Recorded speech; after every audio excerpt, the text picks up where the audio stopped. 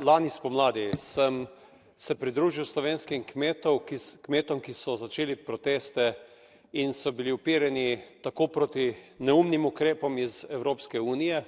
Takrat smo videli, kaj pomeni uredba o trajnostni rabi pesticidov, kaj pomeni uredba o obnovi narave in smo protestirali skupaj proti tem ukrepom. Prvič sem protestiral proti ukrepom Evropske unije, kajti takrat smo resnično šli predaleč. Slovenski kmetje so protestirali tudi proti ukrepom vlade Republike Slovenije, ki je marsikateri evropski ukrep samo še zaostrila, uporabljala celo kot pravno podlago uredbe, ki še sploh niso bile sprejete tu v Evropskem parlamentu.